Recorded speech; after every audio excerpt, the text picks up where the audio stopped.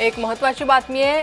धर्माच्या कॉलममध्ये लिंगायत लिहावं। राष्ट्रीय जनगणनेच्या पार्श्वभूमीवर महाराष्ट्रातील लिंगायत समाजानं एकत्रितपणे धर्माच्या कॉलममध्ये लिंगायत लिहावं असे आवाहन जागतिक लिंगायत महासभेचे कार्याध्यक्ष विजयकुमार हत्तुरे यांनी केलंय।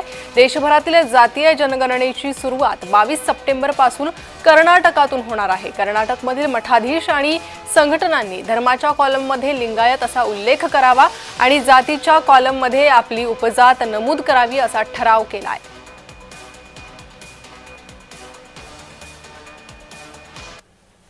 आता हे राष्ट्रीय जनगणना आहे, याच्यामध्ये आता हे देशाला की आपल्याला महाराष्ट्रात किती लिंगायत लोक राहतात, कर्नाटकमध्ये किती राहतात, तेलंगणामध्ये किती राहतात, स्वतः ही लिंगायतांची काउंट होती।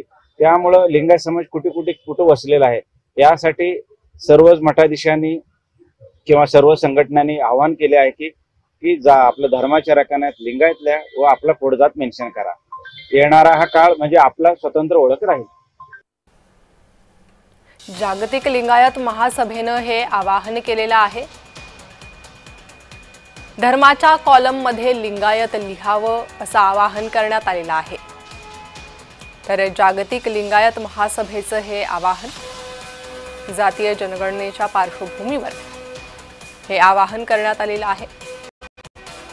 राष्ट्रीय जनगणनेच्या पार्श्वभूमीवर महाराष्ट्रातील लिंगायत समाजानं एकत्रितपणे धर्माच्या कॉलममध्ये लिंगायत लिहावं असं आवाहन करण्यात आलंय।